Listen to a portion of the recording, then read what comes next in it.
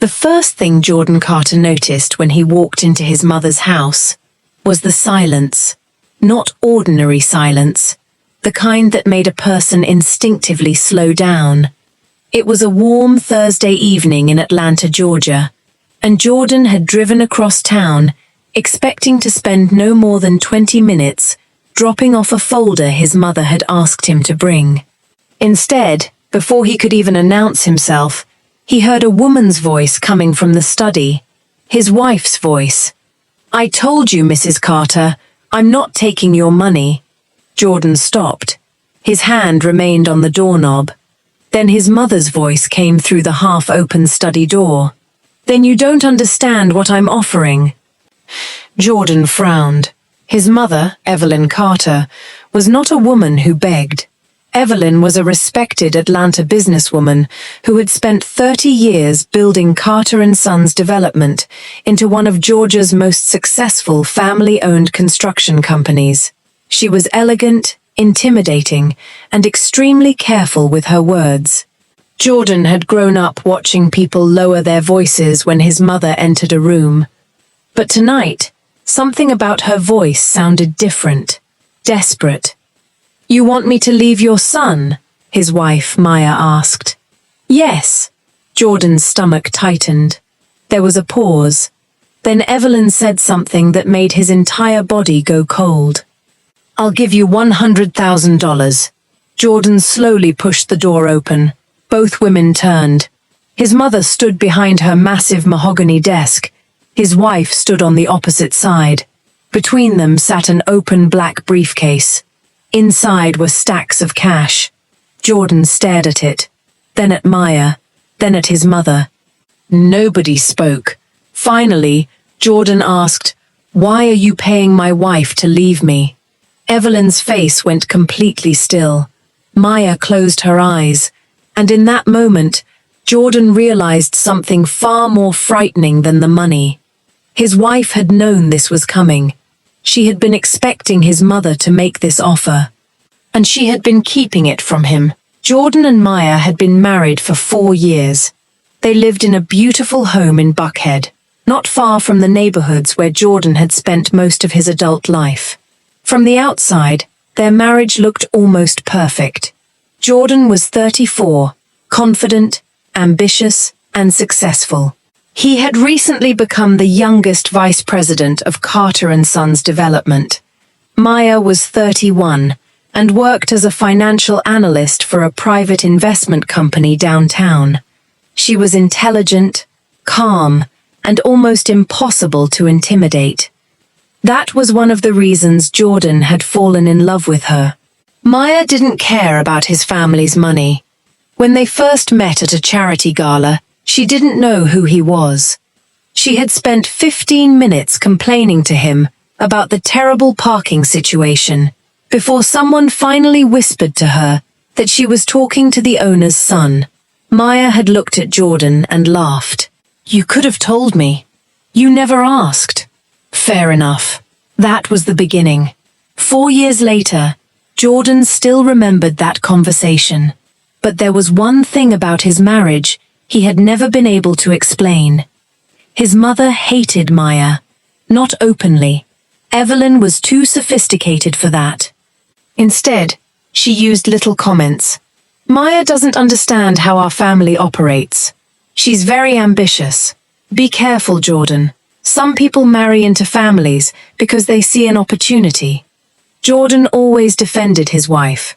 But deep down, he believed his mother would eventually accept her. He was wrong, because Evelyn wasn't simply trying to get rid of Maya. She was terrified of what Maya had discovered. 3 months earlier, Maya had noticed something strange while helping Jordan prepare documents for a major construction project. Carter & Sons had recently purchased an abandoned commercial property on the south side of Atlanta. The property was supposed to be demolished and replaced with a mixed-use development. Maya wasn't employed by the company, but Jordan often brought work home, and because she understood financial statements, she occasionally helped him organize information. One night, while looking through an old acquisition file, Maya noticed something unusual. A payment. $280,000.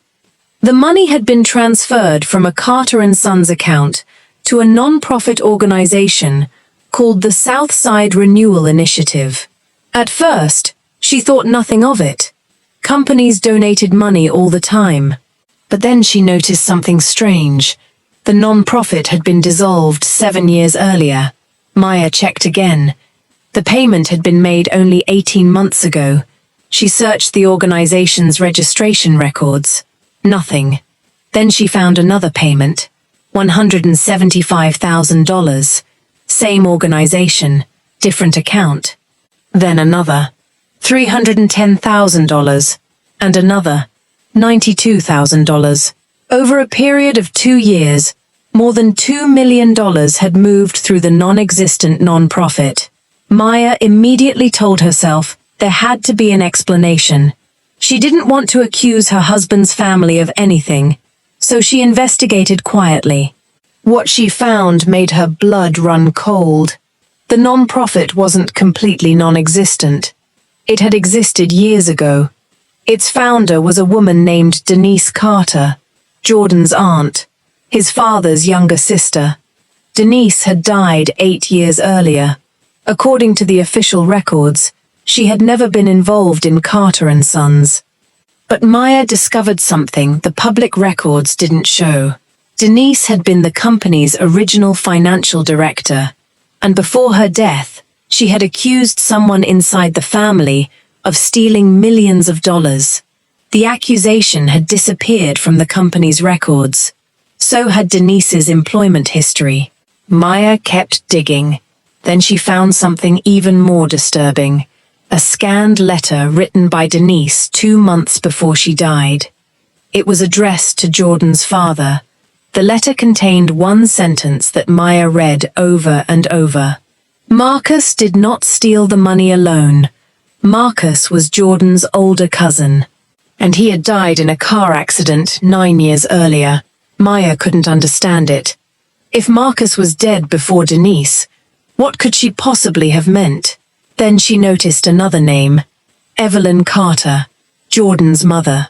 Maya's hands went cold. She wanted to tell Jordan immediately, but she hesitated. Not because she didn't trust her husband, because she knew how much he loved his mother. Evelyn had raised Jordan after his father died suddenly, when Jordan was 19. She had worked tirelessly to keep the family business alive. Jordan had always described her as the strongest woman he knew. Maya didn't want to destroy that image without absolute proof, so she kept investigating. And that's when Evelyn caught her. It happened late one evening. Maya was in the Carter and Sons office after Jordan had left for a meeting. She had found a locked cabinet containing old financial records. She was photographing documents when she heard footsteps behind her. She turned. Evelyn stood in the doorway. Neither woman spoke. Then Evelyn looked at the documents in Maya's hand. "How much do you know?" Maya swallowed. "Enough to know somebody has been moving money through a dead non-profit." Evelyn slowly closed the office door. "You need to stop." "I can't. You don't understand what you're touching." "Then explain it to me." Evelyn stared at her. For several seconds, she looked less like the powerful woman everyone knew, and more like a frightened mother. Then she said, "Walk away from this, Maya." "No, I can make this very easy for you." Maya shook her head. "Easy for me?" Evelyn opened her purse. She removed an envelope. Inside was a cashier's check. $100,000. "You take this," Evelyn said, "and you leave Jordan." Maya stared at the check. "You think I'm going to sell my marriage? I'm giving you a chance to protect yourself." "From what?" Evelyn's eyes hardened. "From my family." Maya pushed the envelope back toward her. "I love your son." "I know. Then you should know money isn't going to make me leave him." Evelyn's expression changed. "Then you're going to force me to do something I don't want to do." Maya stood. "What exactly are you threatening?" Evelyn didn't answer. She simply said, "Sometimes the safest thing a person can do is stop asking questions." Maya walked out, but she didn't stop. Instead, she made one decision. She would find out the truth before Evelyn had the chance to bury it. 3 weeks later, Maya discovered the missing piece. She found it in an old storage facility outside Decatur. The key had been hidden inside a box of documents belonging to Jordan's late father. Inside the storage unit were old company files, photographs, tax records, and several handwritten journals. And one photograph caught Maya's attention. It showed Jordan's father standing beside Denise Carter.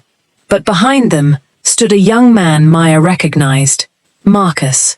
And beside Marcus was Evelyn. Maya turned the photograph over. There was writing on the back. "Everyone thinks Marcus was responsible." Below that were 4 words. "He was protecting me." Maya felt her heart pound. She opened Denise's journal. The truth slowly emerged. Marcus had not been stealing from Carter and Sons. He had discovered that someone else was moving money. He had agreed to take the blame temporarily because he believed he could expose the person responsible. But before he could do it, Marcus died. Denise continued investigating. Then she died too. And after that, the entire matter disappeared.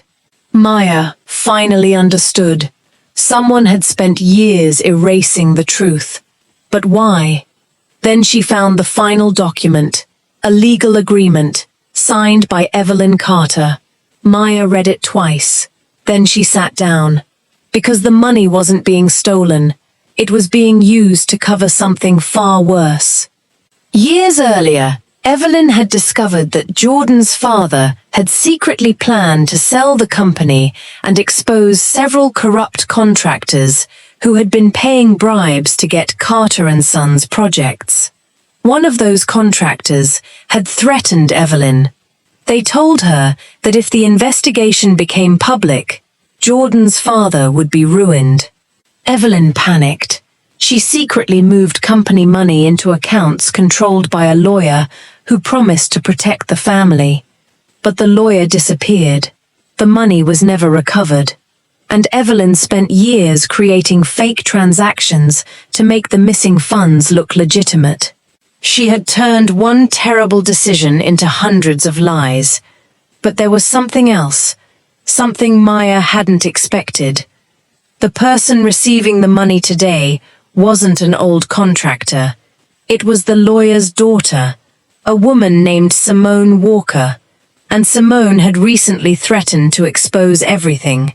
Maya finally understood why Evelyn was desperate. She wasn't protecting Carter and Sons.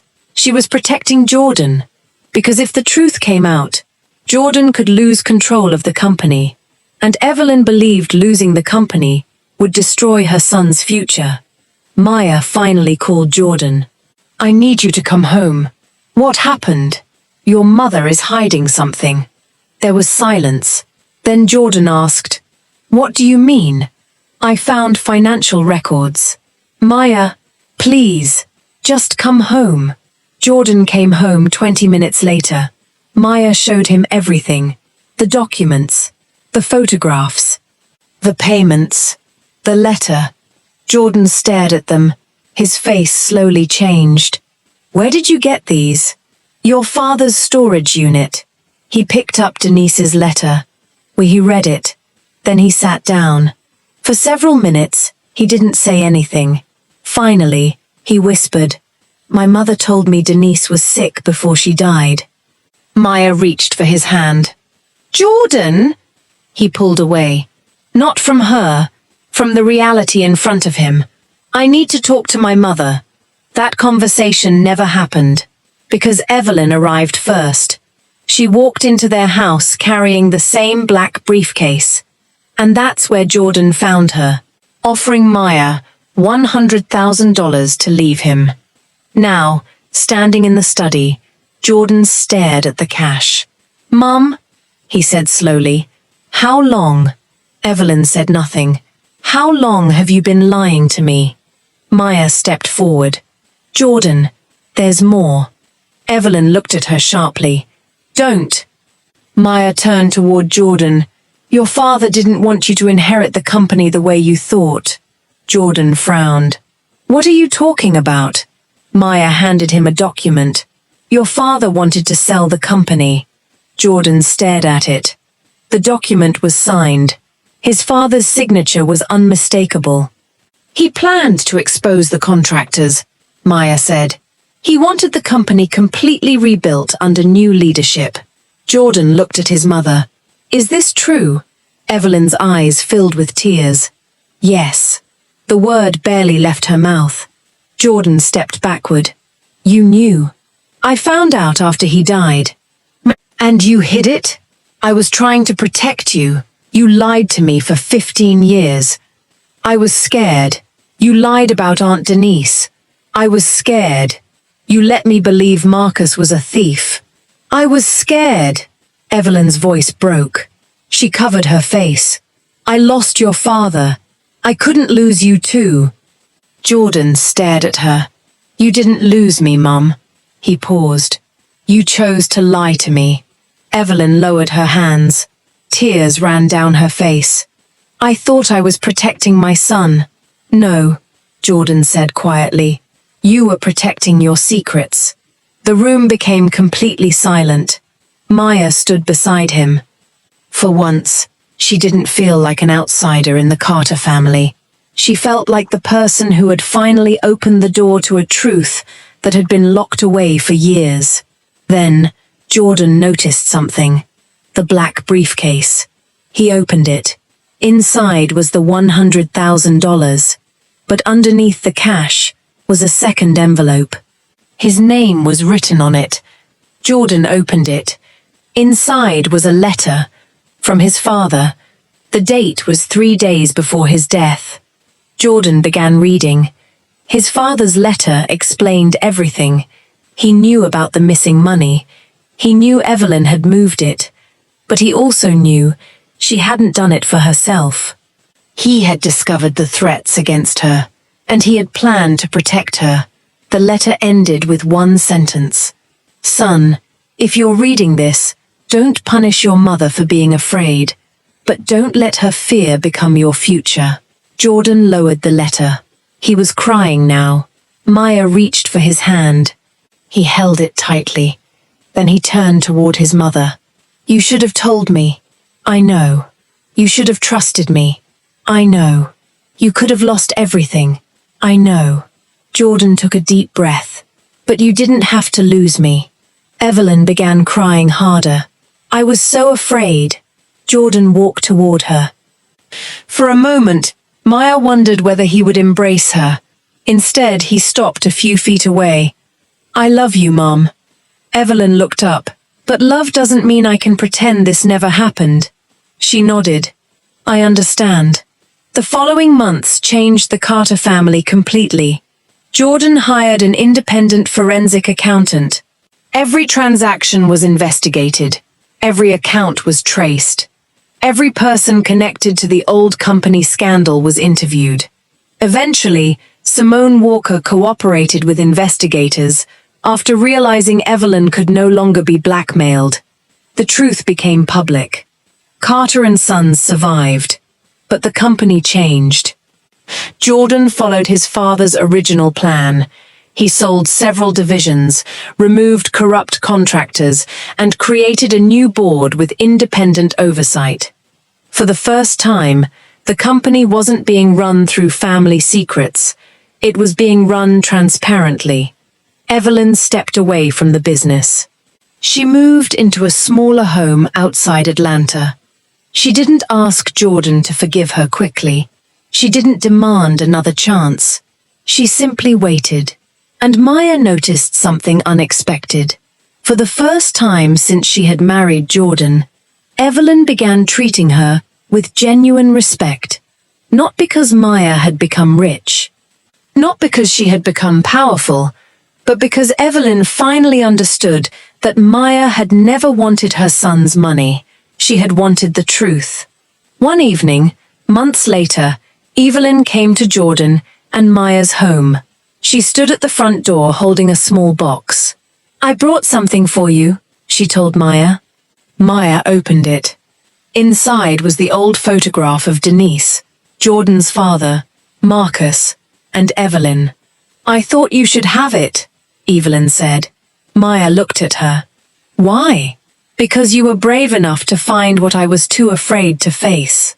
Maya looked down at the photograph. "I didn't do it to hurt you. I know. I did it because I love Jordan." Evelyn nodded. "And I understand that now." There was a long silence. Then Evelyn said, "I don't expect you to forgive me today." Maya smiled faintly. "I don't know if forgiveness happens all at once." Evelyn nodded. "Maybe it doesn't. Maybe it's something people earn." For the first time, Evelyn smiled. "Then I'll earn it." That night, after Evelyn left, Jordan and Maya sat together on their balcony, overlooking the Atlanta skyline. The city lights stretched endlessly beneath them. Jordan held Maya's hand. "Do you remember the night you found the first payment?" "Yes. You could have left." Maya smiled. "I thought about it." Jordan looked at her. "You did?" "Of course." He laughed softly. "Why didn't you?" Maya rested her head against his shoulder. "Because I didn't want to run from the truth." Jordan squeezed her hand. "Neither do I." They sat quietly. Then Jordan looked at her. "There's something I need to tell you." "What?" "When my mother offered you that $100,000, Maya raised an eyebrow. "Yes? I was impressed you turned it down." She laughed. "Why?" "Because if you had taken it, I'd never have known how brave my wife really was." Maya smiled. "You would have found out eventually." Jordan shook his head. "No." He looked toward the Atlanta skyline. "Sometimes people don't realize how much someone loves them until that person has every reason to walk away and chooses to stay." Maya rested her head against him. And for the first time in years, the Carter family had no secrets waiting behind a locked door, no hidden accounts, no false stories, no carefully rehearsed lies, just the uncomfortable truth. And somehow, the truth had not destroyed them. It had given them the chance to rebuild. Because sometimes the person threatening your family isn't the person standing outside the door. Sometimes it's the secret you've protected for so long that you've forgotten what life feels like without it. And sometimes love isn't proven by keeping someone comfortable. Sometimes love means having the courage to tell them the truth, even when the truth changes everything. If this story touched you, tell us in the comments. Would you have taken the $100,000 and walked away, or would you have stayed and fought for the truth?